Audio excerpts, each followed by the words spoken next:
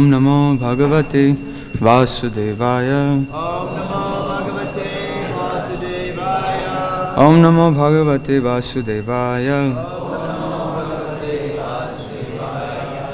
Om Namo Bhagavate Vasudevaya. Narayanam Namaskrityam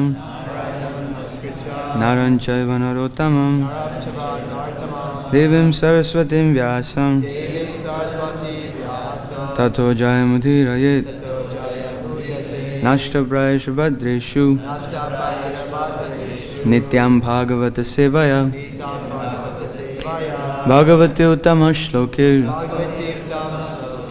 Bhaktir Bhavati Naishtakir.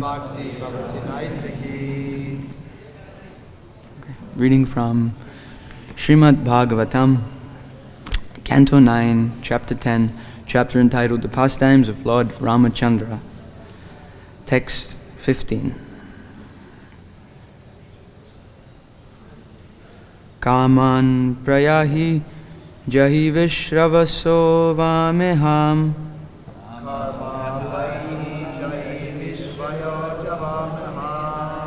Trailokya Ravanam Avapnuhi Virapatnim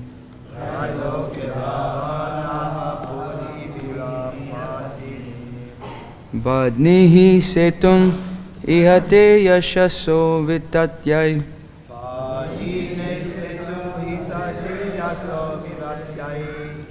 Gayanti Didvijayino Yam Upetya Bhupa.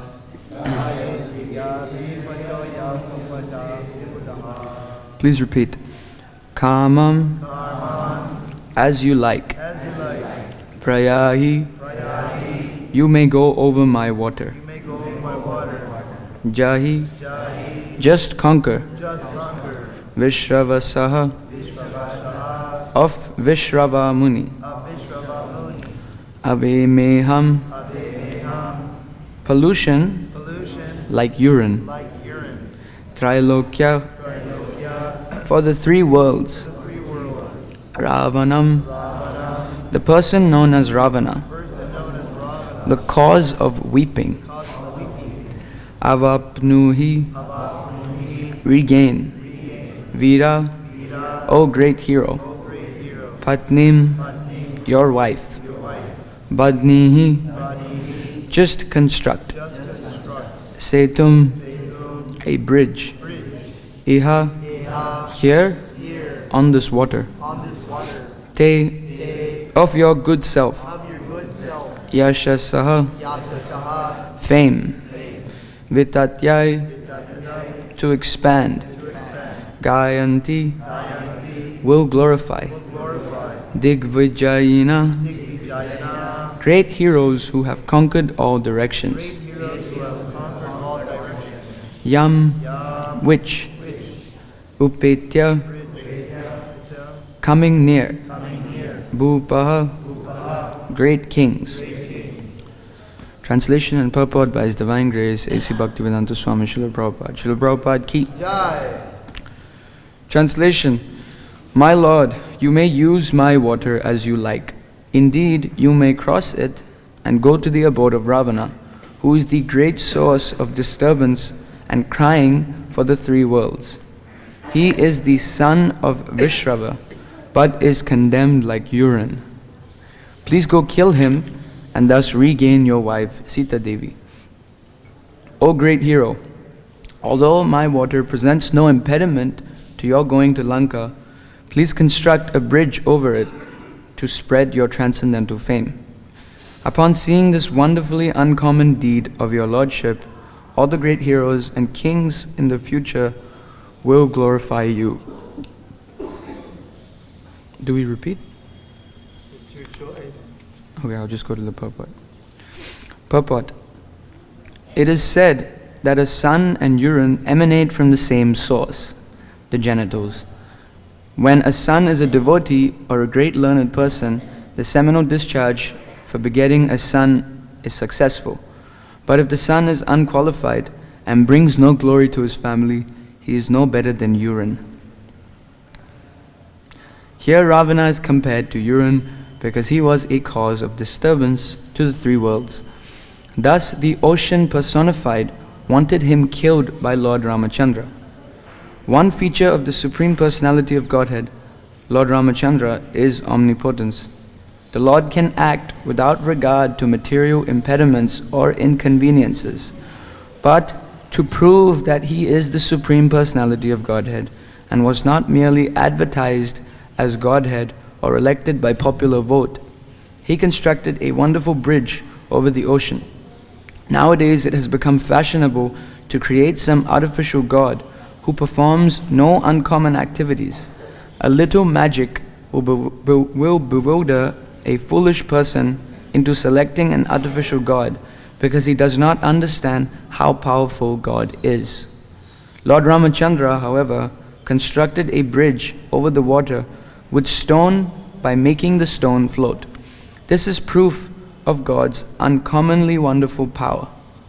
Why should someone be accepted as God without displaying extraordinary potency by doing something never to be done by any common man? We accept Lord Ramachandra as the Supreme Personality of Godhead because he constructed this bridge, and we accept Lord Krishna as the Supreme Personality of Godhead because he lifted Govardhan Hill when he was only 7 years old. We should not accept any rascal as God or an incarnation of God, for God displays special features in his various activities. Therefore, the Lord himself says in Bhagavad-Gita 4:9, Janma karma chame divyam evam yo veti tatvata tyaktva deham punar janma naeti mameti shorjunam. One who knows the transcendental nature of my appearance and activities does not, upon leaving the body, take his birth again in this material world, but attains my eternal abode. O Arjuna, the activities of the Lord are not uncommon. They are all transcendently wonderful and not able to be performed by any other living being. The symptoms of the Lord's activities are all mentioned in the Shastras, and after one understands them, one can accept the Lord as he is.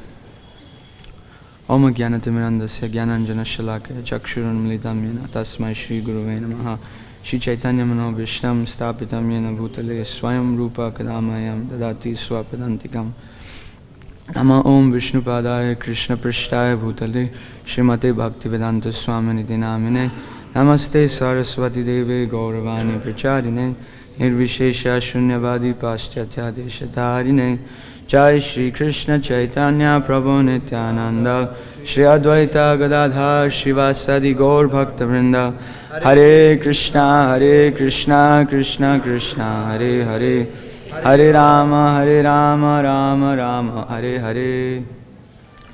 Hare Krishna. So firstly I'd like to thank Prabhu for asking me to speak. I'm not a scholar, I'm not the best of speakers. I'm sure there's many more qualified devotees here sitting in front of me. But anyway, I pray to all of you, pray to the deities that I can say something to inspire everyone to always remember Krishna and never forget him, including myself. But this is a very nice purport. I found it quite amusing actually, the first paragraph. It says that the sun and urine emanate from the same place, the genitals, putra and mutra, And if the sun is not a devotee, or it says here also a great learned person, then the seminal discharge for begetting the sun is unsuccessful, and the sun is as good as urine. You can flush him. But it's interesting, Prabhupada says here that if he's not a devotee or if he's not a great learned person, but Ravana was actually a very great learned person. He was actually a Brahmana, and a very good one too, according to how Brahmanas are supposed to be. In fact, he was such a good Brahmana, he would chant Vedic mantras so nicely that demigods would invite him to do yagyas for them. So he wasn't just, he was quite learned. In fact, there was one time that he was doing a yagya and while he was doing the yajna, Agni is the wife of,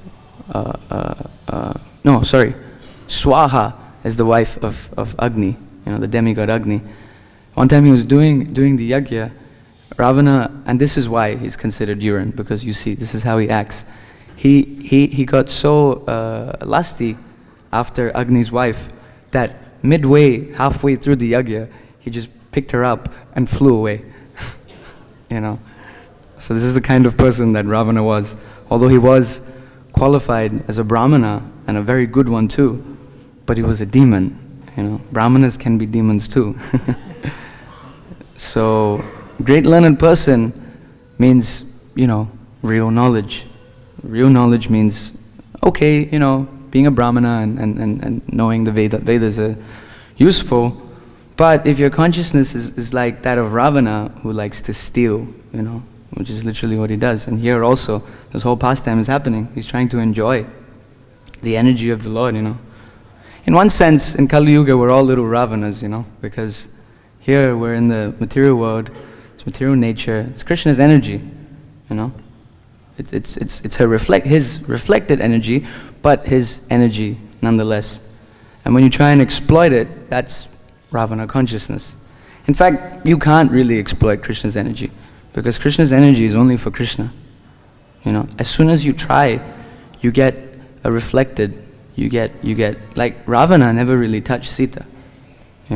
She's known as Chaya Sita, like a shadow, because you can't really, it's not possible. She's only for Krishna. So even in this material world, we have this whole shadowy existence, to try and enjoy. And then when you're frustrated enough, when you don't want to be urine anymore, you want to be a real sun, then you understand that, no, this is not my property, this is Krishna's property. And that's the qualification. Real knowledge means devotee, because Prabhupada says here, when a son is a devotee or a great learned person, so you could say, they're synonyms in one sense, because that's real qualification, being a devotee of the Lord. It's a very rare thing, actually. Out of thousands and thousands of Brahmanas, you get one Vaishnava. Out of thousands and thousands of Vaishnavas who worship Vishnu, you get one worshipper of Krishna. It's a very, very rare thing.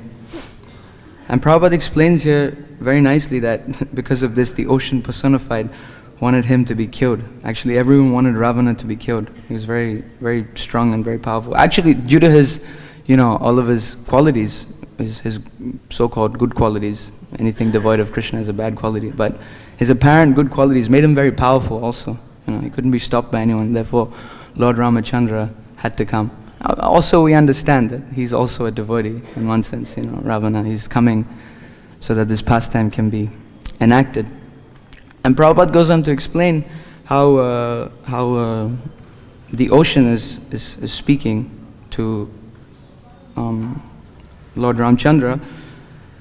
And very nicely here, Prabhupada explains that Lord Ramachandra is omnipotent and he can act without regard to material impediments or inconveniences.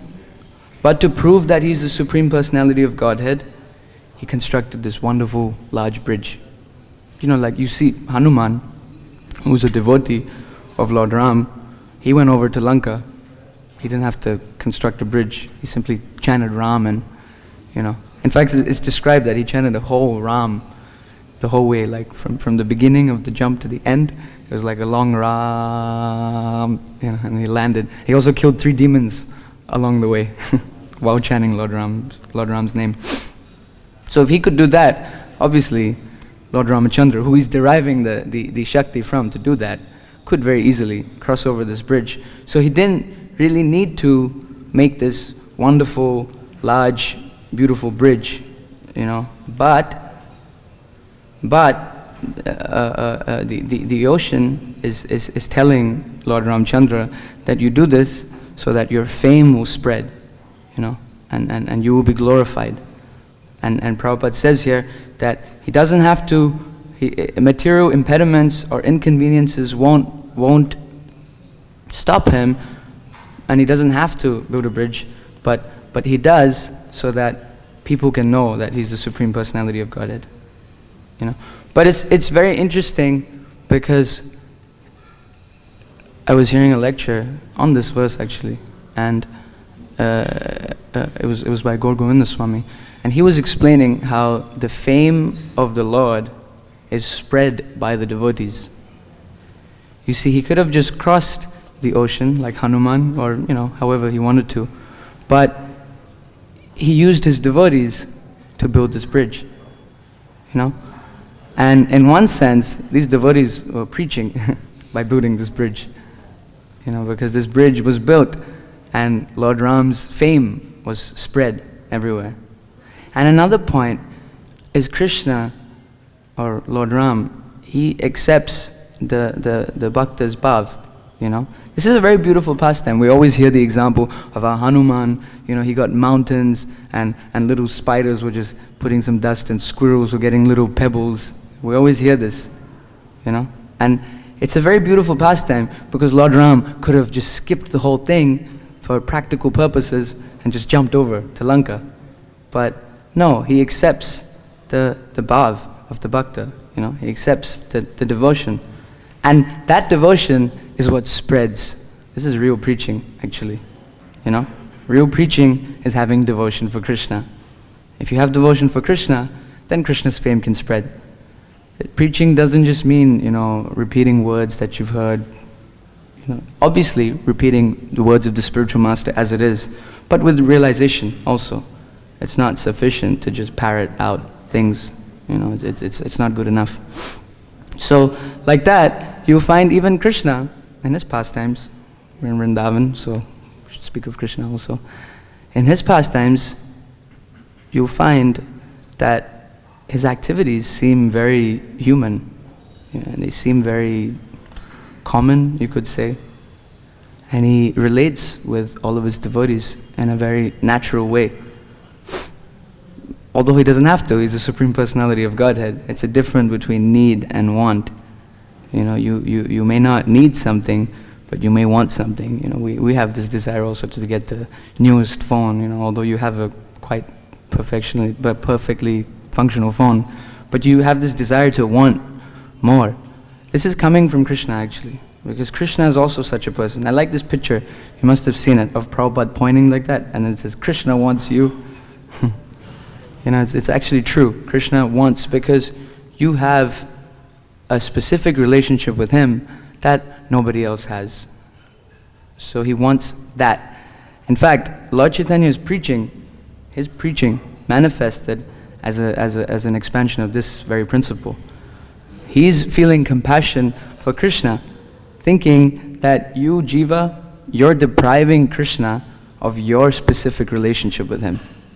So you go back home, back to Godhead, and satisfy that little want of his. It's not a need, it's something that we must understand. In fact, we need him, he doesn't need us. But he wants us, fortunately for us, And you'll find in Krishna consciousness, as you're engaging in devotional service, Krishna always throws many indications that he wants you. In fact, constantly, always. Your relationship with him is eternal. Nothing can cut that. And he's always trying his level best to get to you, some way or the other. And these pastimes that are enacted are also a way to get to you. Because, non-devotees, they will see the pastimes of Krishna and they will think, oh, he's just an ordinary lusty boy. He's just engaging in whatever, he's not extraordinary. But devotees of the Lord, when they hear his pastimes that seem so ordinary, when they hear it, they actually relish how sweet it is. And it increases lobha maya shraddha. It increases your desire to be a part of that. Prabhupada ends this purport by quoting Janma karma chame divyam. Evam yo veti tatvata takta deyam punar janma naiti mameti shorjuna. One who knows the transcendental nature of my appearance and activities does not, upon leaving the body, take his birth again in this material world, but attains my eternal abode. Prabhupada used to always say, to love God, you have to know God. Very simple principle. It was in a conversation with a Jesuit priest, and Prabhupada was asking them that, what is your aim? What is the goal of your society. And they said, to love God. But Prabhupada replied, but to love God, you have to know Him. He said, you can't love me if you don't know me. And then he didn't really understand what Prabhupada was saying. But what Prabhupada was explaining is that you have to really get to know Him. And if you want to really get to know Him, you have to know His activities. You have to know where He lives. You have to know who His family is. He has a family. I was hearing a lecture where Prabhupada says, an easy way to go back home, back to Godhead, is to be a part of Krishna's family. Very sweet. Krishna's family is in Vrindavan. We're all here in Vrindavan. So we're trying to be a part of Krishna's family. And how can you be a part of Krishna's family? By knowing what Krishna wants and what He doesn't want. By hearing His pastimes. You get to know His personality. He's a person. He has likes and dislikes. He does certain things, He has, you get to know His associates. You get to know Him, and you get to know how they do things by hearing pastimes of the Lord. Right now, we're hearing the pastimes of Lord Ramachandra. Lord Ramachandra is Maryada Purushottama. He showed how to be a perfect man, which is very nice. But Krishna is Leela Purushottama. Prabhupada talks about Krishna here. He says, Krishna lifted the Govardhan hill. That's another thing. Although His pastimes look ordinary, He also does things like lifting the Govardhan hill for 7 days when He's only 7 years old, with His little finger in His left hand. Just to make sure, yes, I am the Supreme Personality of Godhead. I'm not just an ordinary boy. But he's also the Supreme Personality of Godhead that seems to be like an ordinary boy. And Prabhupada is talking about this verse in the end, about how, the activities of the Lord are not uncommon. They are all transcendentally wonderful and not able to be performed by any other living entity. The symptoms of the Lord's activities are mentioned in the Shastras, and after one understands them, one can accept the Lord as He is. So it's very important to read these Shastras to understand the symptoms of the Lord's activities. They're symptoms of Krishna's activities, You have to know what they are, especially if you want to go back home, back to Godhead, and have a relationship with Him, then you have to know what the symptoms of His pastimes are. There's a certain way Krishna does things and likes things to be done. I want to read the purport to this verse from Bhagavad-Gita because it's quoted here, so I thought I'd read it a little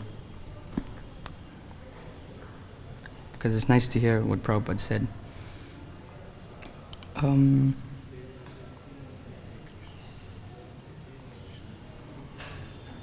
Okay.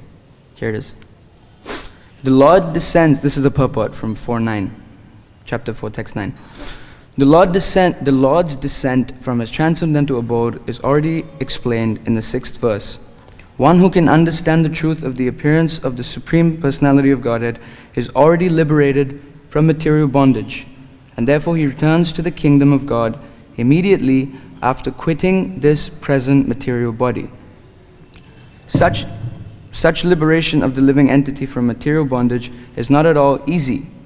The impersonalists and yogis attain liberation only after much trouble and many births. Even then, the liberation they achieve, merging into the impersonal Brahmajyoti of the Lord, is only partial, and there is a risk of returning to the material world. But the devotee, simply by understanding the transcendental nature of the body, and activities of the Lord, attains the abode of the Lord after ending this body, and does not run the risk of returning to this material world. In the Brahma Samhita, it is stated that the Lord has many, many forms and incarnations. Advaitam Achyutam Anadi Ananta Rupam. Although there are many transcendental forms of the Lord, they are still one and the same Supreme Personality of Godhead. One has to understand this fact with conviction. Although it is incomprehensible to mundane scholars and empiric philosophers, as stated in the Vedas, Eko Devo Nitya Lila Nukrato Bhakta Vyapi Hrid Antar Atma. The one Supreme Personality of Godhead is engaged eternally in many, many transcendental forms and relationships with His unalloyed devotees. There's a lot more, but I just wanted to read that. And it's interesting, Prabhupada says here that one has to understand the transcendental nature of the body of the Supreme Personality of Godhead. Krishna has a body, even to that extent. And also he says that there are many transcendental forms of the Lord, but they are still one and the same Supreme Personality of Godhead. Something that struck me is we're reading Srimad Bhagavatam. Srimad Bhagavatam is none different to Krishna himself. And right now, we're reading of the pastimes of Lord Ramachandra. And Bhagavatam is one whole, complete Krishna. And as we're reading, we're actually taking darshan. I'm sure we've heard this many times. You start from the feet. Prabhupada would say you start from the feet, and then you go up to the lotus face. Not that you simply look at the lotus face. But that's just to appreciate that there is a body. Prabhupada says, what does he say here? He says that one has to understand the transcendental body of Krishna. So as we're reading the Srimad Bhagavatam, also, we're taking darshan, of the body of Krishna. And right now we're somewhere near his neck, right? It's very close to his face. Face is the main thing though. That's something we must remember. When you have a relationship with someone, you recognize them with the face, not by looking at their hands or legs or, neck. You look at their face, and when you speak to them, you're looking at the face, and all the emotions and whatnot are being transferred face to face. Krishna, you can have him face to face too. In fact, another purport that I just remember now, because Prabhupada is saying how there's so many transcendental forms of the Lord, and they're all one, which is true. But I'm just remembering this manmana bhava mad bhakto madhyadi mam namaskuru verse, which is very nice because, you see, I just want to share what Prabhupada says in that. Sorry, please tolerate.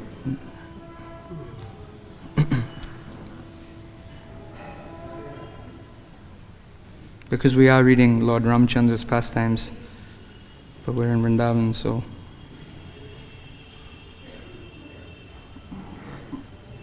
$65, right?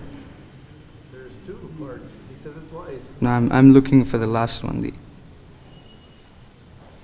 Okay. Always think of me, become my devotee, worship me, offer your homage unto me. Thus you will come to me without fail. I promise you this, because you are my very dear friend. The most confidential part of knowledge is this is the purport. The most confidential part of knowledge is that one should become a pure devotee of Krishna and always think of him and act for him. One should not become an official mediator. Life should be so molded that one will always have the chance to think of Krishna. One should always act in such a way that his daily activities are in connection with Krishna. He should arrange his life in such a way that throughout the 24 hours, he cannot but think of Krishna. A very nice way to do that is chant for 24 hours. In ISKCON Vrindavan, we have 24-hour kirtan. You can come whenever you can come, because it's 24 hours a day. You find the free time and come and see us. And this is a very nice way to think of Krishna, by chanting his name. Because if you're chanting his name, Prabhupada says that you chant, I hear, I chant, you hear. This is full engagement. It's complete engagement. It's a very nice way to think of Krishna. 24 hours. Cannot but think of Krishna. And the Lord's promise is that anyone who is in such pure Krishna consciousness will certainly return to the abode of Krishna, where he will be engaged in the association of Krishna face to face. Face. This is one of the parts of his bodies. This most confidential part of knowledge is spoken to Arjuna because he is the dear friend of Krishna. Everyone who follows the path of Arjuna can become a dear friend to Krishna and obtain the same perfection as Arjuna. Now listen, this is like my favorite paragraph in all of Srila Prabhupada's books. These words stress that one should concentrate his mind upon Krishna, the very form with two hands carrying a flute, the bluish boy with a beautiful face and peacock feather in his hair. There are descriptions of Krishna found in Brahma Samhita and other literatures. One should fix his mind on this original form of Godhead, Krishna, one should not even divert his attention to other forms of the Lord. The Lord has multi forms as Vishnu, Narayan, Ramchandra, Varaha, etc. But a devotee should concentrate his mind on the form that was present before Arjuna. Concentration of the mind on the form of Krishna constitutes the most confidential part of knowledge. And this is disclosed to Arjuna because Arjuna is the most dear friend of Krishna. How nice is that? You have to think of the bluish boy with a peacock feather and a flute, not even anyone else. So then one might think, but this is Bhagavatam, and this is Lord Ramchandra's pastimes. But Bhagavatam is Krishna himself. Srimad Bhagavatam is Krishna with a flute and a peacock feather. And right now, you're looking at his neck, And that's how you're supposed to appreciate these pastimes that we're reading right now. We're going through Bhagavatam from the first canto to the second canto is to come to what platform? To come to this platform. Wait, I'll tell you which one.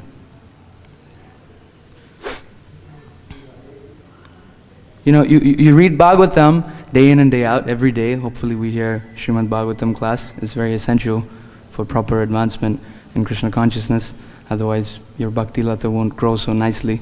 So if you're hearing Bhagavatam every day, if you're chanting Hare Krishna every day, if you're doing Sankirtan every day, then 24 hours a day, and the Lord's promise, what is the Lord's promise? The Lord's promise that anyone who is in such pure Krishna consciousness will certainly return to the abode of Krishna, where he will be engaged in the association of Krishna face to face.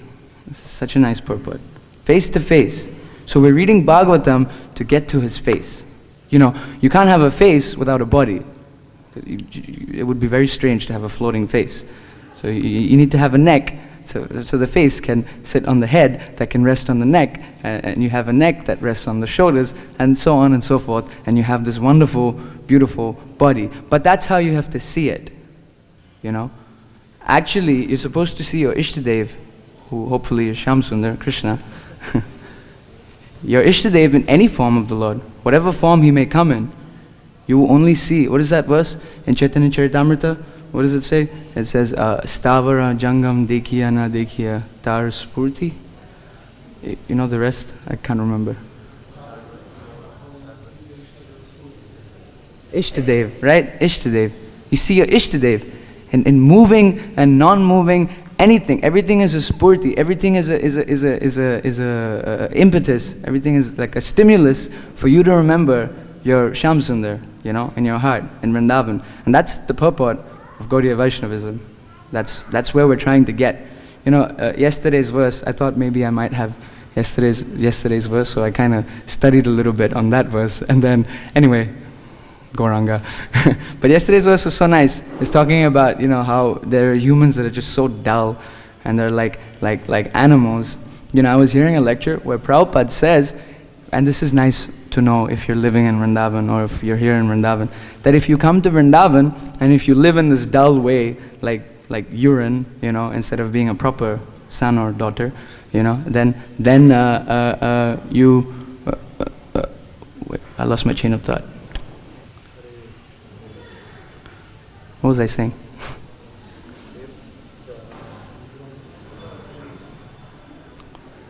Completely gone. I can't hear. Oh, yes, Vrindavan, animal, yes. So what I heard was Prabhupada said if you live in Vrindavan like a dull human being,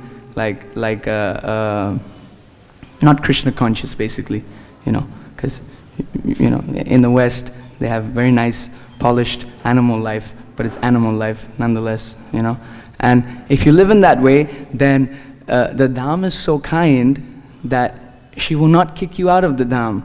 She will keep you here so you can rectify yourself. But she will, because offenses committed, and that's an offense, by the way. If you're not Krishna conscious in Vrindavan, ultimately you're materially conscious. And if you're materially conscious, then you're in the consciousness of Ravana. And if you're in the consciousness of Ravana, then you're stealing from Krishna, and that's offensive. So if you have no Krishna consciousness in Vrindavan, then you're basically committing offense to the Dham. And in this offensive way, the Dham is so kind because you cannot rectify offenses to the Dham outside of the Dham. You have to rectify it in the Dham itself. So the Dham is so kind that she will keep you here. She will keep you here and award you a body suitable for your Tao consciousness, which is a body of a monkey or a hog or a dog or so many, so many. But listen to this. At the end of your life as a monkey or a hog, you get to go back home, back to Godhead. Interesting, right? Prabhupada called it slipping in through the back door. So one may think, okay, I'll just come to Vrindavan, live a karmi life, go back home, back to Godhead. But then Prabhupada said, this is not recommended because you can only go to Vaikuntha in this way. If you want to go to Vrindavan, you have to have rag. You have to have spontaneous attachment to Krishna. And that has to be cultivated. How does that have to be cultivated? By knowing Krishna, by knowing his body. That is why we're reading Bhagavatam. That is why we have 24-hour kirtan in this temple. That is why we have such beautiful forms of Gaur Nitai, Krishna Balaram, and Radha Shyam Sundar. So that we can see them, we can chant their names, we can hear about them, and cultivate rag, your relationship with Krishna. Krishna consciousness is an internal affair. Externally, you can be the most perfect Brahmana. Ravana was a perfect Brahmana. But Krishna consciousness is an internal affair. It's your relationship with Krishna. And you have to endeavor to cultivate that relationship with Krishna. No one else is going to do it for you. All of these books is to inspire you to do that. You read all of Bhagavatam, you read all of Chaitanya Charitamrita, you know the pastimes of the Lord, and then there's so many more books. The Goswamis have written the Sandarbhas, Jiva Goswami, and Rupa Goswami has written Nectar of Devotion, and more than that, he's written Ujjvala Nilamani, which is the next part. And Vishwanath Chakravarti Thakur has commented on Ujjvala Nilamani quite extensively. It's quite a small book, Ujjvala Nilamani, but with Vishwanath Chakravarti commentary, it becomes this big, So there's so much. Why have they so painstakingly, written so many things? Why was Prabhupada lying down right here next to us in Prabhupada's house, translating Bhagavatam with so much difficulty, so that you have an opportunity to cultivate that rag? Technically, if you come here and live just like a karmi, you go back home, back to Godhead. That's the glory of Vrindavan Dham. But that's not what we want. We don't want to go to Vaikuntha. We want Krishna, who's bluish and has a peacock feather and plays the flute. That's who we want. And he's not so cheap. He's not so cheap that you just become a monkey and go back to him. It's not gonna work that easy. You have to really not be Tao. And how you not be Tao is by cultivating pure Krishna consciousness. By seeking out pure devotional Sangha, That's how you get it. That's how you get this. It's like a flu actually, When Lord Chaitanya he got initiated and he came back from Gaya, right? Yeah, when he came back from Gaya, he's completely transformed. Nimai Pandit, who was just, chastising everyone and making a fool out of everyone with his logic and nyaya, so expertly that he would defeat someone, and then once they would accept defeat, he would say, actually no, you were right. And then he would prove to them how they were right. And they would accept, yes, I was right. Then he would prove to them again, actually, no, you were wrong. Like this, he would just humiliate them, He went to Gaya, such a exalted, personality, went to Gaya and came back completely mad, just hugging tamau trees and rolling on the floor and simply jumping up and down and chanting. People thought there was a ghost in him. And they took him to Srivas Pandit to ask him what has happened. And Srivas Pandit said he has caught the disease. He's caught the disease that even I want to catch. And in fact, all of us have to catch this disease. So it has to be caught from somewhere, from someone. These books, it can be caught from these books also. Prabhupada is present in his books. But we must actively want that. And if you read Bhagavatam, if you read these Shastras, if you hear these pastimes, Krishna is so wonderful. He really wants a relationship with you. Lord Ramchandra, we can also appreciate. It's not that because Prabhupada says, we should focus on Krishna, that means forget everything else. I'm just reading the 10th canto. It doesn't work like that. We appreciate even these pastimes. Lord Ram is having such a nice reciprocal relationship with all the devotees, all of them, including the little spiders and squirrels. So Krishna is very kind. We're here in Vrindavan. We should try to cultivate, pure Krishna consciousness.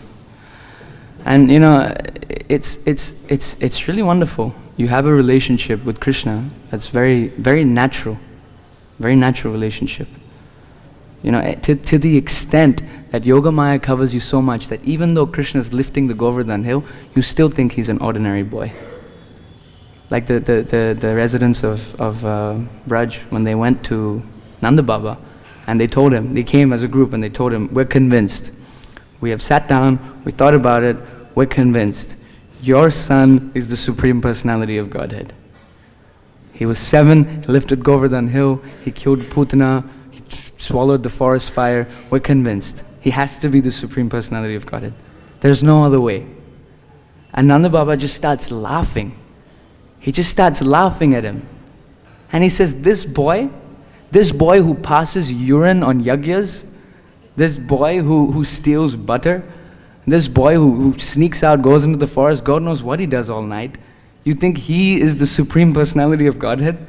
And he just starts laughing and laughing. And as soon as he starts laughing in this way, all the residents, all the cowherd men, they all go back, yeah, how could we even think that? What's wrong with us? Yeah, Krishna's not God. He didn't kill Putana. She just died anyway. She probably had some disease. He didn't live Govardhan hill. There were so many people with sticks. Even the bulls were holding it up. Bulls are big and strong. Krishna was just standing there, And everyone was playing along that, oh, you're lifting the Govardhan hill. Like a little kid, when you play some games with him, you pretend like you lose. That's what everyone was doing with Krishna. And immediately Yogamaya covered them. Such a wonderful relationship you can have with Krishna. And this is what Krishna wants. We're talking about needs and wants. This is what he wants. He wants to be a person. He doesn't want to be four-handed Narayan, Supreme Personality of Godhead. That's not what he likes. And if you want to love Krishna, then you have to know him. And you have to know what he likes. This is what he likes. He likes to be in Vrindavan, treated, pampered and patted like an ordinary little boy. And that's what we have to cultivate. Anyway, we have 5 minutes left. I could think of more things to say, but maybe if there's some questions or comments. Mataji?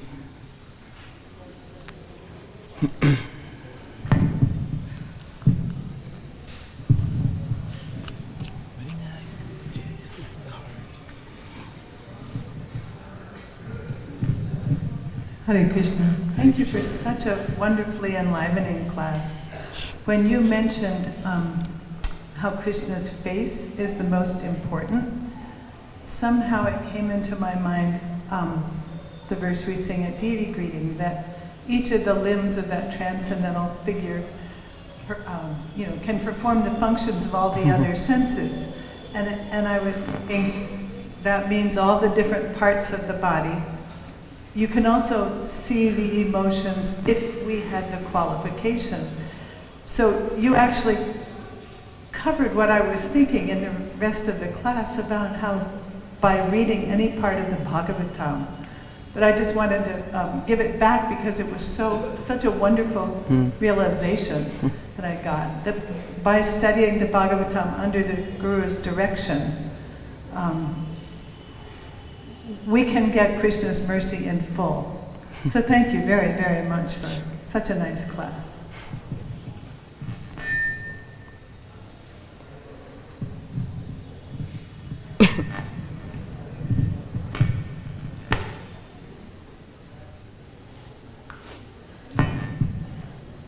Thanks.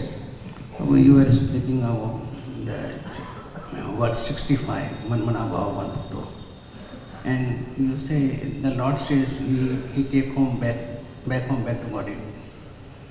And here we see when Narasimha killed Hiranyakashipu, that time he told Prahlad Maharaj, your father is already liberated. Your poor families, everybody is liberated.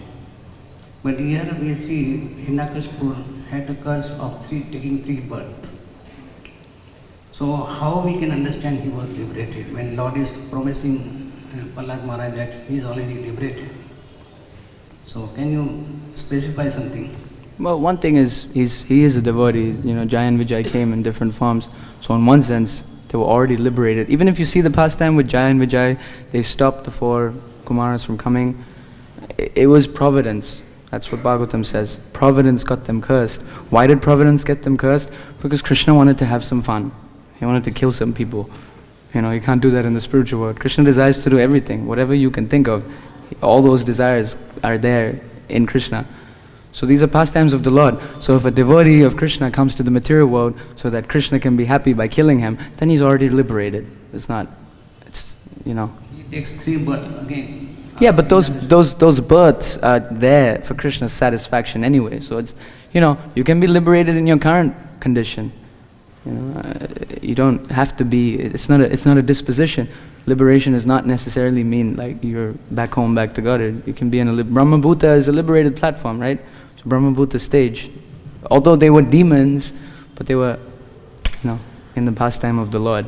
That's liberated itself. In one sense, they are back home, back to Godhead. They're with Krishna. Thank you very much. Hare Krishna. Hare Krishna, Prabhu. You said even if someone leads the life of Karmi in Vrindavan, leaving the body, they'll go to Vaikuntha, may not go to Krishna Loka. You see so many monkeys around Vrindavan. What kind of life they're leading. After leaving the body, they'll go to Vaikuntha. That's my question. You can actually go to Vaikuntha without prema. You can't go to Goloka, Vrindavan, without Krishna prema.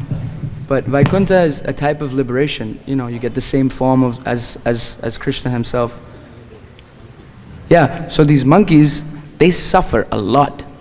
I went on Govardhan Parikram the other day, I saw a monkey with a hand that was attached to his arm just by one string, like a vein or something, and he was just sitting there suffering.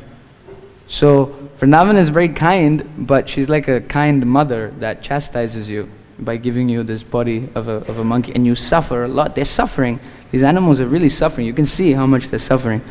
But because they're in Vrindavan, they attain liberation at the end, But you won't go to Goloka Vrindavan, which is our goal. So Prabodhananda Saraswati Thakur even goes to the extent in his Vrindavan Mahimamrita, he goes to the extent of saying attainment of Vaikuntha is no different to the attainment of hell. That's his bhav, obviously. But it's also true for us Gaudiya Vaishnavas.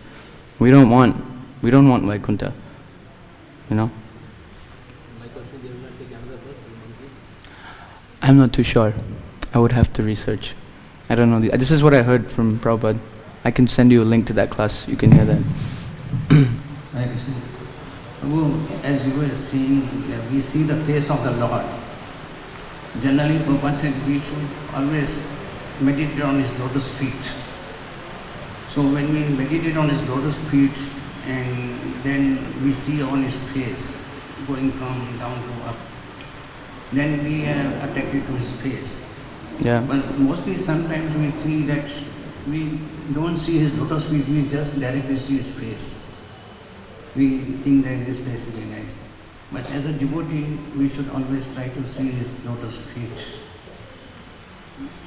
Yeah, it's true. There's a verse in the 7th canto where there's Sakam devotee and Nishkam devotees, and the demigods were Sakam devotees because they would look directly at the face, and Prahlad Maharaj was Nishkam because he was looking at the feet. It's mentioned like this.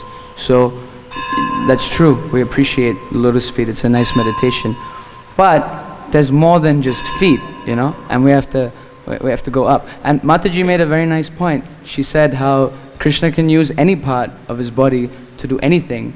If he wants, he can eat with his ears or he can see with his nose.